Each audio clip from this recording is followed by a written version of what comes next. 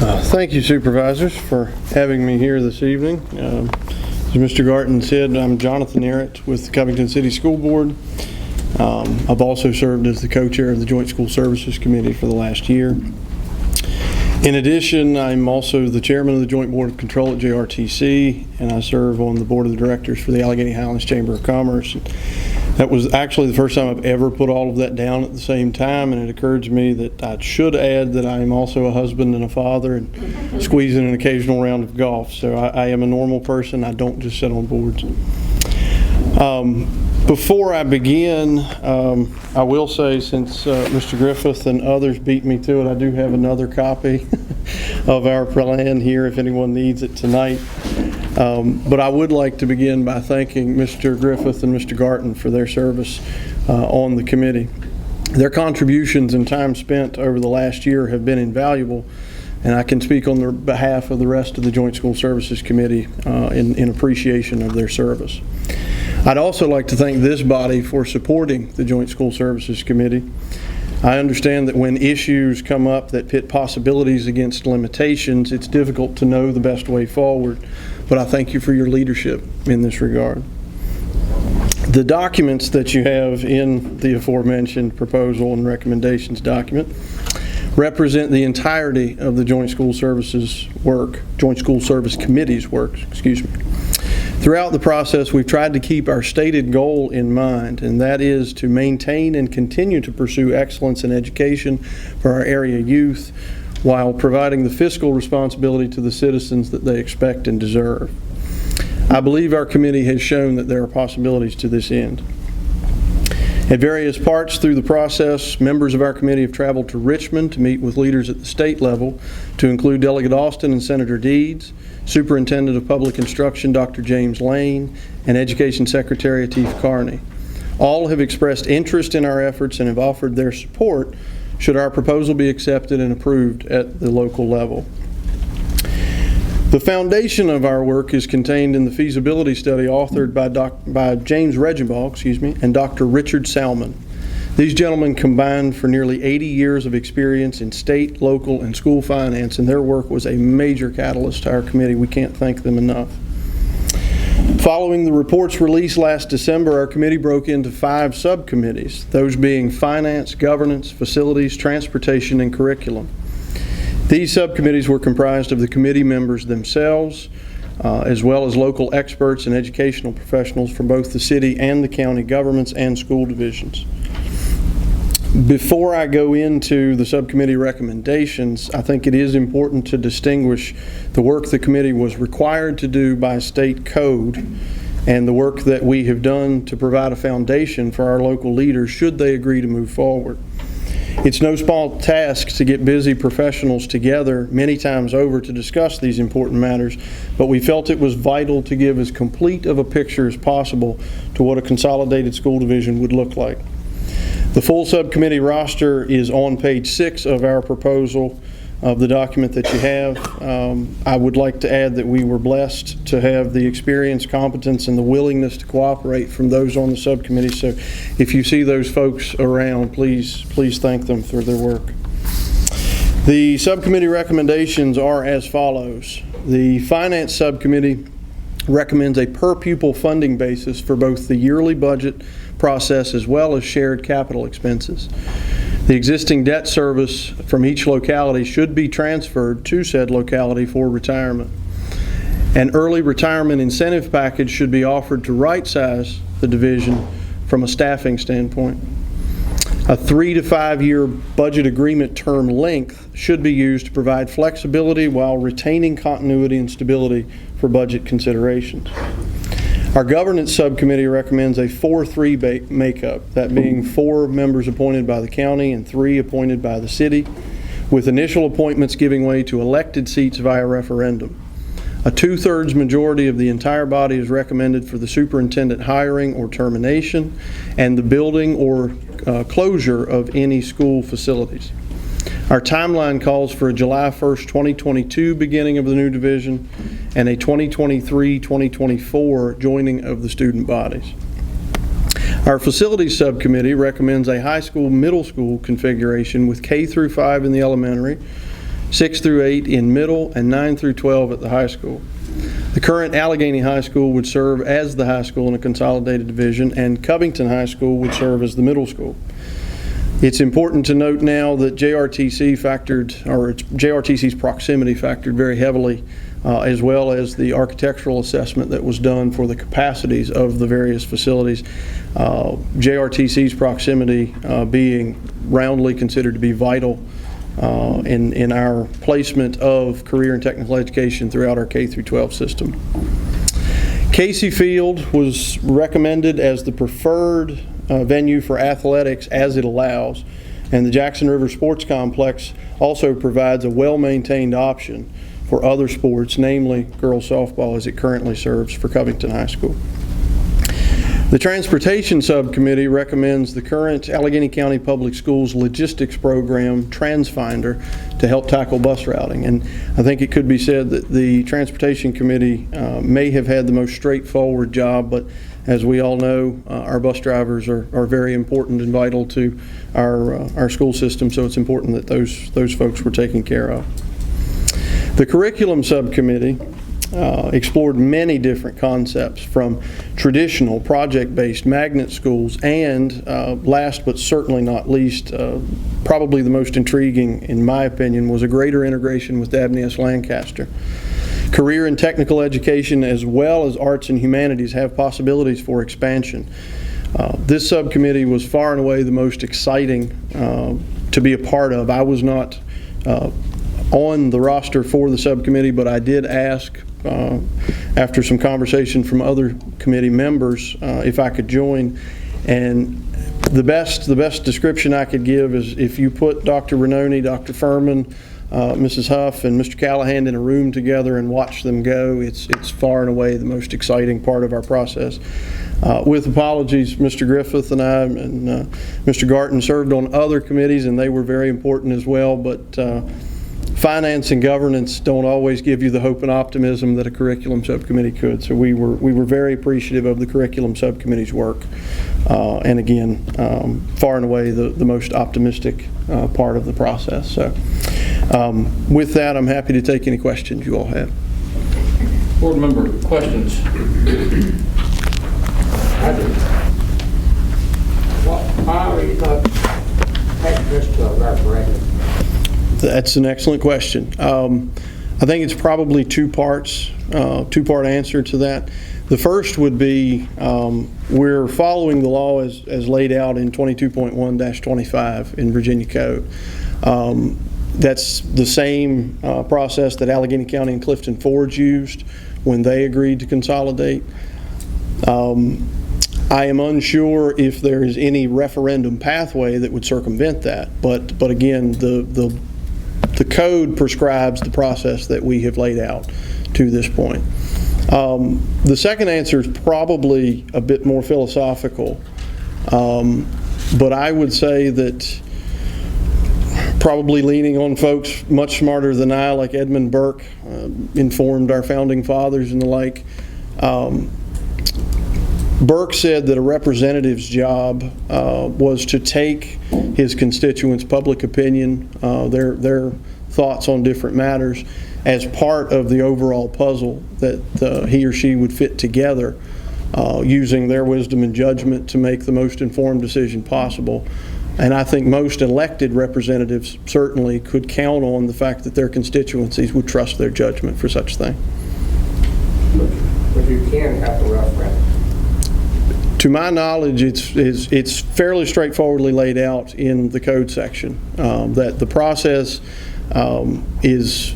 it's to be decided by the school boards with the consent of the governing bodies. That's the way it reads in the code section. A referendum, I believe, calls for another year and a half of. Yeah, that's what I was going to ask, is what would be the time delay if there were a referendum? It would be pretty. It would need to, the appropriate amount of signatures for each jurisdiction would have to be collected and then it put on the ballot at that point. Yes, ma'am. So there would be significant procedures to go through as far as that goes. Our goal with what we've done so far is to get it in under this biennium. So you're outside of your biennium funding. Correct. speaking of bienniums, Sure. I'm interested if you could just give us an overview of how the current COVID budget crisis. Yep. I know there was some question about money coming from the state Yes, ma'am. that may be delayed, but would be forthcoming. Is that for the ERIP? Well, yes, ma'am. In part, it would be. And I think it's important to note from the beginning, Delegate Austin and Senator Deeds told us that they would offer us as much support as they could in advance of what we're to be doing here in the next week or so. But that for them, they envisioned this as local considerations to be made, and then should we all four bodies vote to approve the plan, then we pass the baton to the state and allow them to go forth, knowing that there's been support from the Board of Supervisors, City Council, and both school boards.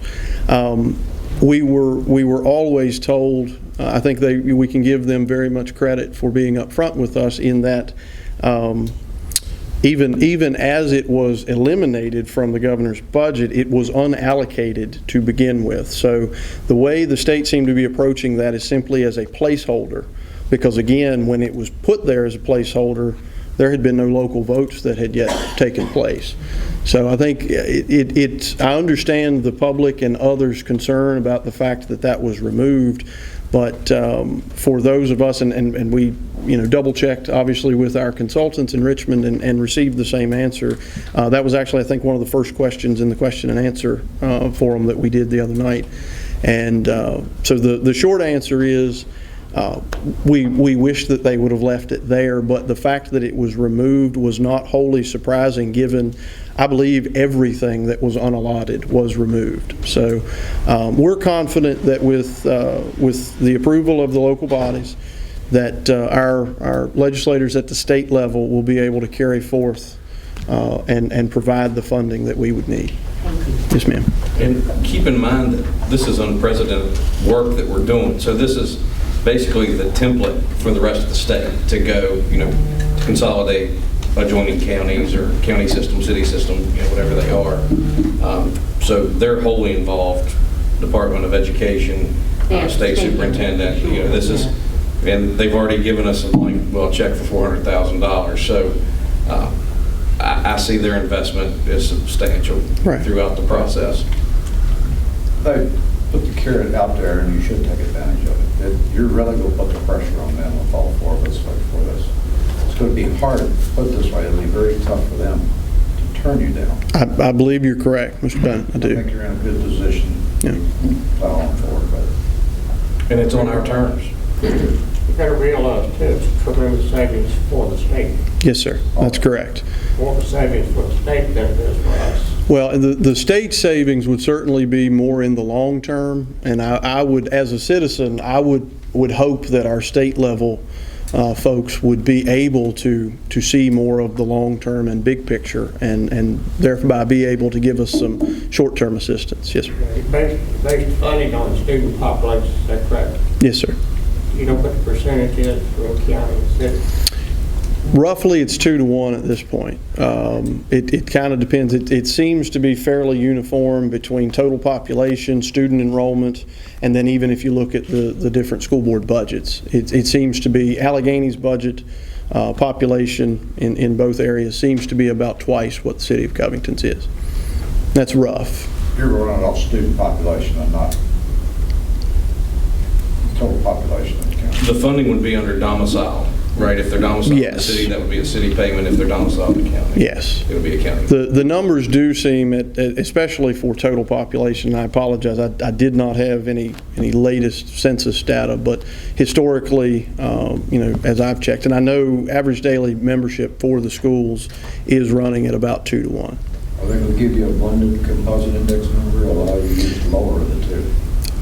That, it likely would, I'm not going to say it won't matter because there would be a difference there, but the difference would be minimal because the composite indexes between both divisions is very, very similar. That's highlighted in the feasibility study as well, yes, sir. But they have not indicated that there would be a blended LCI for us. Back to Bedford.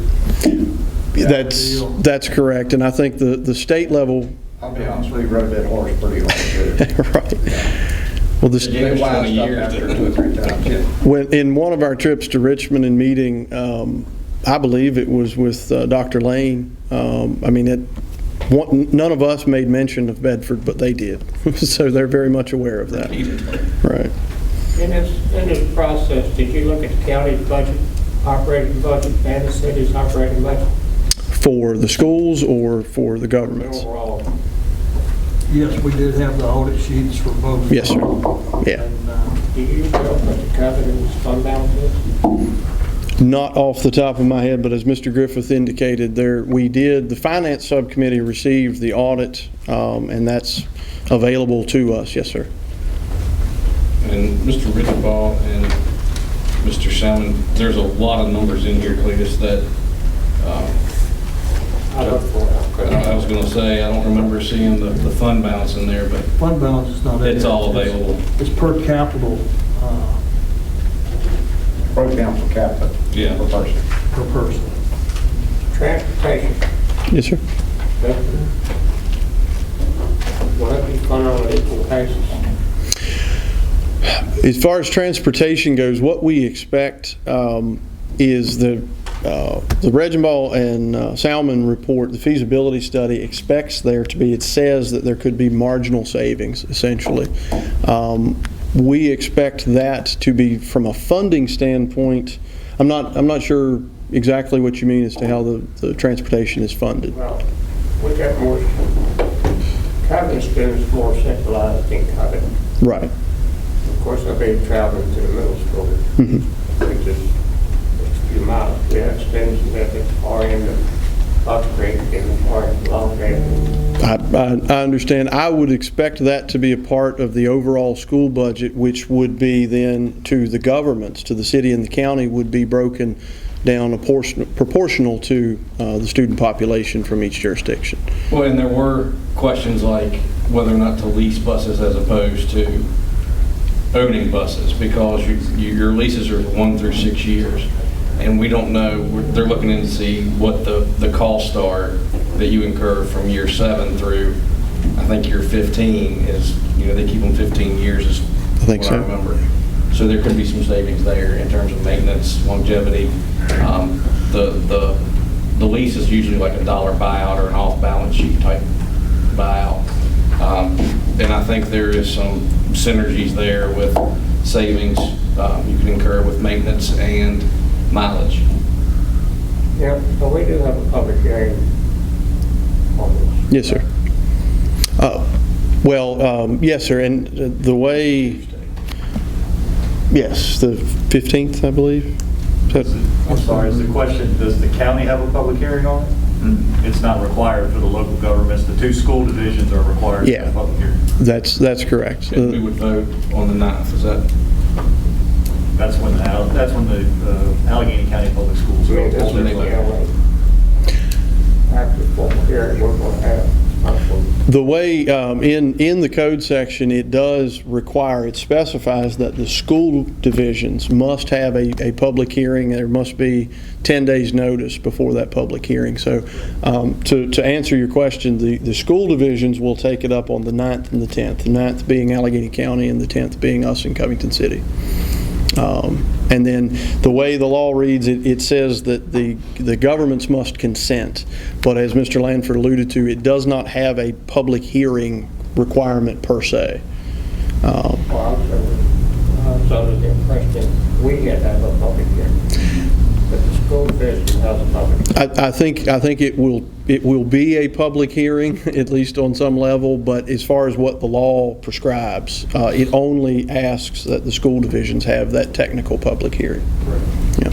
Could you explain the part in there about in the future going to election? Yes, sir. We had early on in the Joint School Services Committee meetings, we were talking, obviously one of the first things we tried to tackle was board governance. And there was a feeling, I know myself from attending VSBA conferences and the like, there has been a trend over the last, say, 20 years of school boards moving from appointed to elected.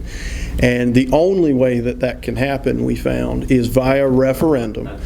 Right, and that's even if as the board's set today, that's the only way to do it. So early in the process, I think just in our explorations of things, we were under the impression that the consolidation and thereby the creation of a new district would allow us to go directly to an elected if we so chose, and that is not the case. The law only lays out a pathway for a consolidated division to begin initially by appointment and then move to an elected via referendum, the same as if the consolidation never occurred. By the new board. I really like you putting that in there like that because Yes, sir. It's a terrible night to bring it up because we have here, but I think it's the first time I've ever met either one of you, and we've got 2 weeks to decide. Right. And if you go to elected, I'm sure they would have to do the same as us on city council or the board of supervisors. You got to qualify by June. You got to get a certain amount of signatures. Your name is out there for a long, long time, and in a community this size, everybody knows everybody who knows somebody. Exactly. And I truly would trust the voters. The voters of Covington or Alleghany County are going to elect someone who's intent on destroying our school system. Right. It will not happen. Right. I would trust the voters. Yeah, I agree. And I hope you push that real hard that we go to election. we plan to, and again, as our proposal calls for, we're recommending that effort be made in each jurisdiction following, if it were to be approved, following that approval and the creation of the new board, we would then go forth with the effort to make the conversion via referendum. So the earliest that might happen would be probably 25, 26? Well, in theory, it could start on July 2nd of 2022, I suppose. It's technically up to the new board to Well, implement, right? it would have to be, signatures collected, Right. put on the ballot in each jurisdiction. But from a sort of citizens' momentum standpoint, it would be entirely proper for it to happen on July 2nd. And then without any time constraints, it would be completely comfortable. As it's laid out in state code, the appointments would be basically automatically staggered. So we would also not end up with that less than ideal situation where you would potentially turn over the entire board at once. Got to have that. Yeah. Have that stability built in. Right. So if even in a conversion from appointed to elected, it would only be a certain prescribed seats that would come up year one. But then each subsequent year, the other board members would come up for election as well. So if it's approved, theoretically, we can start immediately signatures and get it on next year's ballot. Sure. Yeah, and I think there had been, when we had talked about it as a committee, there was some discussion as, if you have to force it, the vote to change over to elected, who pays for special elections and things like that. So if you can time it to where you do it during the normal election, I think that's the most comfortable scenario for that. I would trust the voters in this area to pick good people. And that puts your November election for your January 1st meeting, right? Good. With all this information, how is the public going to get this information? The various memos, I'm sorry, go ahead. I mean, you're leaving it up to us to make their decision. I have been in touch with many people throughout the process that have been able to stay informed. And Mr. Nicely, I would go back to, this is a lot to digest. And I know from my own standpoint, as a person with a full-time job, a family, and, Lord knows I like to fit in hobbies from time to time, this has been difficult for me. I'm sure Mr. Garton and Mr. Griffith would agree. I think it would be unreasonable to throw this document in the lap of somebody and say, you must read this within 3 or 4 days to come up with a decision. So our goal all along has been to keep everyone as involved as we have, as the committee releases documents, to get that out to the public as soon as we're able. The memos, which have, individually contain basically all of the important information that the local folks would like to know, have been published in the newspaper. I believe they've been shared online. There's been an effort within the last week to put all of the documents together in one Dropbox link, and so that it's very easy for folks to share that. You don't necessarily have to carry this around with you the entire time. You can look at the documents individually. So we've been making the best effort we could to make it as accessible as we're able. So. And I think, as time has gone on, with the thanks to the paper also, it has been more transparent. Right. And it's been more summary form, which I think is what you're talking about, Cletus, is the need for something short, something clear, that covers all the bases. And to that, if I could just add, I know part of my research in this was broad-based, and the more I learned from consolidation situations overall across the country, the more I tried to focus that in on how that applied to us. And I was blessed to find, almost by accident, a dissertation by Mrs. Mary Burton, who taught in the county system for many years. She was going for her doctorate at Virginia Tech, and she chronicled the Alleghany County and Clifton Forge merger. And in reading through her dissertation, it became immediately apparent to me that Alleghany County and Clifton Forge kind of did their consolidation in absence. I would say, Mr. Nicely, 75% of this was not there for that consolidation. They approved the consolidation ahead and then hired 2 consultants on the back end to populate the majority of this information. Dick Salmon, or Salmon? Well, Mr. Salmon sat on the board that reviewed Ms. Burton's dissertation, yes. So it's not every situation is the same, and as I alluded to in my comments earlier, I know Mr. Griffith and I had the conversation, as well as Mr. Garton. It's very difficult to buy something you can't look at. So we were trying to fill in as many of the blanks as we could, even understanding that the Joint School Services Committee doesn't have the authority to say this is how it will be, but we were doing our very best to lay out the recommendations for the local leaders to do their best going forward. Can I make one more comment on a referendum? Absolutely. So, can I just ask one more question? Yes, sir. Give me a breakdown of when the votes are going to take place. The Alleghany County School Board will vote on September 9th. The Covington City School Board will take their vote on September 10th. And then I believe we have City Council and the Board of Supervisors scheduled for the 15th? This body will meet again and could meet again next week.